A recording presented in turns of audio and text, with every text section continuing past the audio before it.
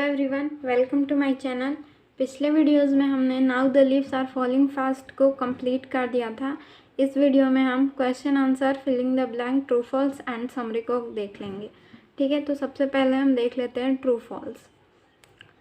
तो है फर्स्ट जो है ट्रू फॉल्स का first number a, the leaves are falling fast, very fast. तो ये ट्रू हो जाएगा। ठीक है, क्योंकि जो लीव्स हैं वो बहुत जल्दी झड़ रहे हैं। The nurses are still there to take care of the flowers. ठीक है, तो यहाँ पे नर्सेज कोई नर्स नहीं है। ठीक है, जो नर्स होती है वो नहीं नर्स यहाँ पे है। नर्स कोई एक फ्लावर, एक पौधे का नाम है। ठीक है, तो यहाँ पे ये फॉल्स हो जाएगा। All the prams are gone out to the graves. Yes, जो प्रेम्स हैं, जो प्रेम्स यहाँ पे न्यू जनरेशन को दर्शाया गया है प्रेम से, तो वो भी जो ग्रेव्स में जा रहे हैं। ठीक है, यानी कब्र में, वो भी उसी रास्ते पे, डेथ के रास्ते पे बढ़ रहे हैं। डी हो जाएगा, whispering neighbours disturb the real light of the ageing person.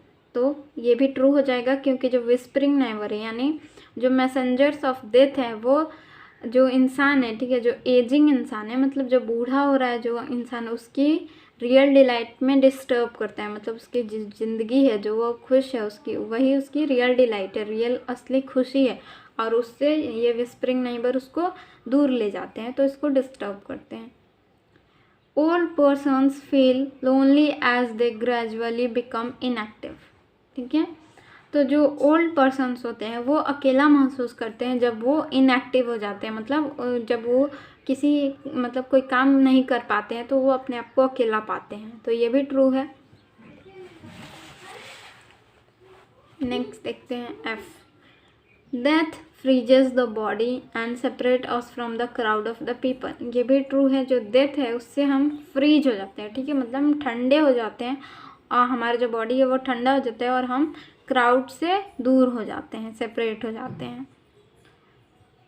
जी है, the promises of love are often deceptive. और जो प्रोमिसेस ऑफ लव है यानी जो प्यार है, ठीक है, वो भी डिसेप्टिव हो जाता है। ठीक है, मतलब दिखावा बन जाता है। हम असली लव मतलब नहीं शो करते हैं जब कोई मर जाता है। तो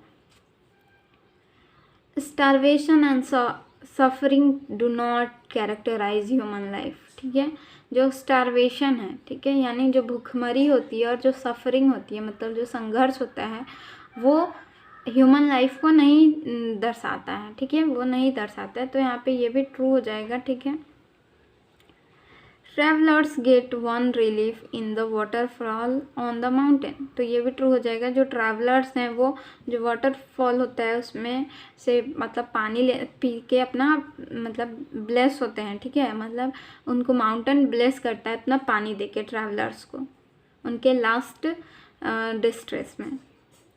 the prams go rolling on suggest the continuity of life.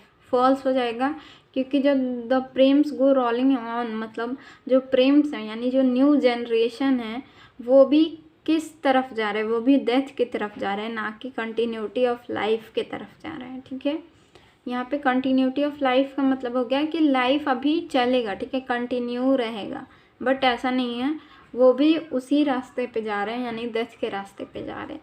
फिर नेक्स्ट है फिलिंग द ब्लैंक, देख लेते हैं। Complete the flowing sentences on the basis of poem. ठीक है, तो यहाँ पे कॉपी में इसको देख लेते हैं। नर्स टू द, उसके बाद फिलिंग द ब्लैंक है, तो नर्स टू द, उसके बाद हम भरेंगे graves are gone and the prams go rolling on. ठीक है, नेक्स्ट देखते हैं। Cold impossible ahead, lift the mountain lovely head whose white waterfall could bless travelers in their last distress। ठीक है, आई होप ये filling the blank and true false अच्छे से आपको समझ में आ गया होगा। नेक्स्ट हम क्वेश्चन आंसर देख लेते हैं। तो जो फर्स्ट क्वेश्चन है उसको देख लेते हैं। फर्स्ट क्वेश्चन है, what does the poet mean when he says now the leaves are falling fast. तो जो पोएट है वो बोल रहे हैं कि now the leaves are falling fast, इससे उनका क्या मतलब है। ठीक है, तो आंसर देख लेते हैं। The poet means the poet means that the leaves of the tree falling and the tree becoming leafless. ठीक है, तो इंसान पोएट का इससे मतलब है कि जो लीव्स हैं, ठीक है, ट्री के, वो बहुत जल्दी से झड़ रहे हैं, गिर रहे हैं, और जो ट्री है वो लीफलेस हो जाएगा। ठीक है, हो रहा है। It is also meant by a person who slowly goes to its death। ठीक है, और हम इसको अब एक पर्सन के लाइफ से कनेक्ट कर सकते हैं कि जो पर्सन है वो भी धीरे धीरे क्या बूढ़ा होता है, उसके बाद वो डेथ की तरफ जाते रहता है। ठीक है, जैसे कि ट्री लीफलेस हो जाता है तो आदमी जब मर जाता है तो वो भी मतलब सूना हो जाता है। ठीक है, and at last in a grave, और उसके बाद क्या चला जाता है, ग्रेव में चला जाता है, अकेले हो जाता है। There is no one who can alive, और यहाँ पे कोई नहीं है जो जिंदा रह सकता है। ठीक है, हमेशा के लिए।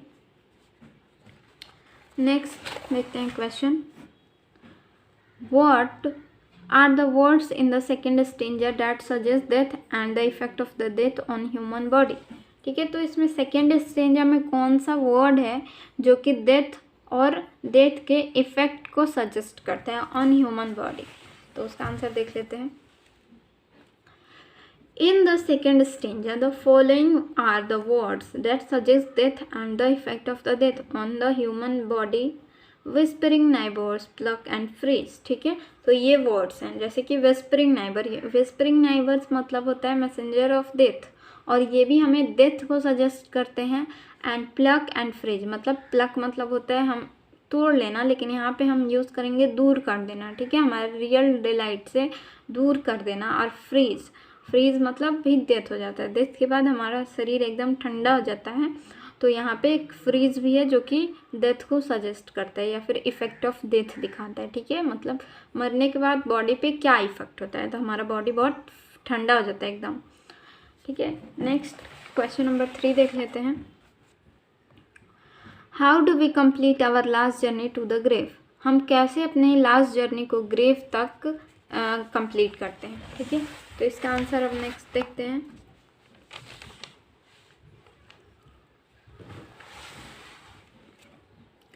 When a man is dead, hundreds of men carry the dead body in a wooden coffin to the grave। ठीक है, जब कोई आदमी मर जाता है तो उसकी हम बॉडी को एक कॉफिन में, वुडन कॉफिन में बंद करके उसको, उसके पीछे पीछे हंड्रेड्स लोग, मतलब बहुत सारे लोग उसके पीछे पीछे उसकी अंतिम यात्रा में शामिल होते हैं। ठीक है, जहाँ पे वो ग्रेव तक जाता है। This is our last journey, और यही हमारा लास्ट जर्नी होता है। ठीक है, नेक्स्ट क्वेश्चन 4 नंबर देख लेते हैं।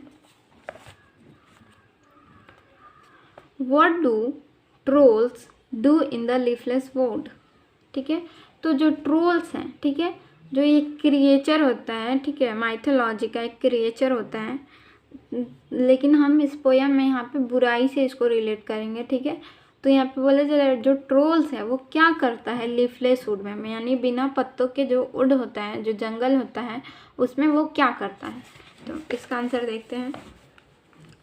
Trolls run in search of their food. ठीक है, क्योंकि पूरे जो जंगल है उसका पत्ता झड़ जाता है, तो जो ट्रोल्स है वो अपना खाना के लिए इधर उधर भागते रहता है जंगल में। The leafless wood, in the leafless, ठीक है, बिना पत्तों वाले जंगल में। They search for their food, for food to live. ठीक है, और वह अपना जो खाना है वो जिंदा रहने के लिए खोजता है। ठीक है, यानी जब पत्ते झड़ जाते हैं सारे जंगल के तो वो इधर उधर भागता है, बाहर भी जाता है। ठीक है, जंगल के बाहर भागता है इधर उधर कि उसे खाना मिल जाए। नेक्स्ट 5th नंबर देख लेते हैं। Who are the travellers and how will they be blessed. तो ट्रैवलर्स कौन है, ठीक है, और कैसे उनको ब्लेस्ड, मतलब कैसे वो ब्लेस्ड होते हैं। Old persons are the travellers and they are blessed with their last distress and that is death. ठीक है, और जो ट्रैवलर है, ठीक है, वो पर्सन है, ठीक है, ओल्ड पर्सन है। ठीक है, जो ट्रैवलर है वो ओल्ड पर्सन है। ठीक है, और वो ब्लेस्ड होते हैं विद देयर लास्ट डिस्ट्रेस, यानी अंतिम डिस्ट्रेस के कारण वो ब्लेस्ड होते हैं। ठीक है, एंड दैट इज़ डेथ, जो कि डेथ होता है। ठीक है, उनका लास्ट जो जर्नी, यानी जर्नी उनकी कंप्लीट कहाँ होती है, डेथ पे। ठीक है, और जो ओल्ड पर्सन होता है वो ट्रैवलर हो जाता है और इस दौरान उसे उसके लास्ट डिस्ट्रेस से ब्लेस्ड किया जाता है। ठीक है, नेक्स्ट 6 देख लेते हैं। Which word in the first stanza suggest object from nature. ठीक है, तो कौन सा वर्ड है जो कि सजेस्ट करता है ऑब्जेक्ट फ्रॉम नेचर। ठीक है, तो इसका आंसर देख लेते हैं।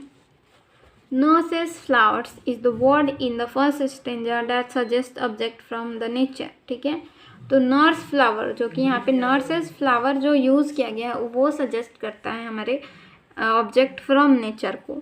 It means the flower growing under a supporting tree called nurse. ठीक है, और इसका मतलब होता है कि जो ट्री का सपोर्ट लेके जो फ्लावर ग्रो होते हैं उसको हम नर्स कहते हैं। ठीक है, यहाँ तक आपको समझ में आ गया होगा। नेक्स्ट 7 नंबर देख लेते हैं। Who are the whispering neighbours.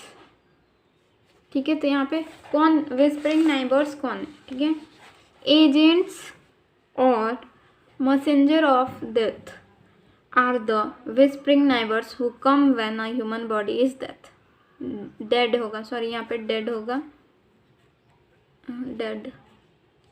ठीक है, तो यहाँ पे बोला जा रहा है कि जो एजेंट्स होते हैं, ठीक है, दूत होते हैं या फिर जो मैसेंजर ऑफ डेथ होते हैं, ठीक है, मृत्यु के जो दूत होते हैं उनको हम विस्परिंग नाइबर यहाँ पे बोलेंगे, जो कि जब कोई ह्यूमन बॉडी मर जाता है तब वो आते हैं। ठीक है, नेक्स्ट हो जाएगा 8 number. How does human life becoming miserable. ठीक है, तो कैसे ह्यूमन लाइफ जो है, इंसान का जो लाइफ है वो कैसे दुखी हो जाता है। ठीक है, दुखपूर्ण हो जाता है। ठीक है, यहाँ पे माइजरेबल का मतलब होता है दुखी। तो यहाँ पे नेक्स्ट हम देख लेंगे answer. Suffering from disease and other problem make human life miserable and unhappy. ठीक है, मतलब किसी बीमारी से जूझना या फिर किसी प्रॉब्लम से सफ़र करना, उससे संघर्ष करना हमारे लाइफ को माइजरेबल और अनहैप्पी बना देता है। ठीक है, दुखी और मतलब उदासपूर्ण, निराशापूर्ण बना देता है। 9th नंबर क्वेश्चन में देखते हैं। In what way will the travellers be blessed. ठीक है, किस तरह से ट्रैवलर जो होते हैं वो ब्लेस होते हैं। ठीक है, travellers will be blessed of those white waterfalls which come out from the mountains head. ठीक है, तो जो ट्रैवलर्स होते हैं वो वाइट वाटरफॉल से ब्लेस्ड किए जाते हैं, जो कि माउंटेन के ऊपर वाले हिस्से यानी माउंटेन हेड से आता है। ठीक है, they will blessed in their last distress. ठीक है, और वे अपने लास्ट डिस्ट्रेस, ठीक है, अपने लास्ट जो डिस्ट्रेस होता है, जो भी चिंताएं होती हैं उसमें, यानी लास्ट पड़ाव होता है उसमें वो ब्लेस किए जाते हैं। ठीक है, अब यहाँ तक हम क्वेश्चन आंसर हो कंप्लीट हो गया है, तो हम नेक्स्ट लास्ट समरी को देख लेते हैं। तो समरी देख लेते हैं। Now the leaves are falling fast. Summary, now the leaves are falling fast was composed by W.H. Auden. In this poem, the author talk about the speedy arrival of old age. ठीक है, तो now the leaves are falling fast ये W.H. Auden के द्वारा लिखा गया है। इस पोएम में जो ऑथर है वो speedy arrival of old age and death के बारे में बता रहे हैं। ठीक है, यानी जो ओल्ड एज है वो बहुत जल्दी आ जाता है और डेथ भी जो है बहुत जल्दी आ जाता है, स्पीडी अराइवल हो जाता है। ठीक है, ऑफ ह्यूमन बीइंग, इंसान के। He is delineating the frustration inherent in human life. ठीक है, तो वो इसके बारे में वर्णन करते हैं। डेलिनेटिंग का मतलब होता है वर्णन करते हैं frustration inherent in human being, यानी जो निराशाएं, जो चिंताएं जो ह्यूमन लाइफ में इनहेरेंट आ गई हैं उसके बारे में वो इस कविता में वर्णन किए हैं। The poet says that we human being are like travellers. ठीक है, तो यहाँ पे पोएट बताते हैं कि पोएट कह रहे हैं कि जो ह्यूमन बीइंग है वो लाइक अ ट्रैवलर है, मतलब एक यात्री के जैसा है। Who are growing old moving towards graveyard, जो कि बूढ़ा होता है। ठीक है, ग्रोइंग ओल्ड, ठीक है, बूढ़ा होता है और ग्रेवयार्ड के तरफ मूव करता है, चला जाता है। ग्रेवयार्ड मतलब कब्र की तरफ। He says that when the leaves fall from the tree the wood become leafless। ठीक है, वे कहते हैं कि जब सारे पत्ते जो झड़ जाते हैं पेड़ से या फिर पूरे जंगल से, तो वो क्या हो जाता है, लीफलेस होता है, यानी बिना पत्तों के हो जाता है। द नाइटिंगेल बिकम डम्ब, और जो नाइटिंगेल है, जो बुलबुल है, वो डम्ब हो जाती है।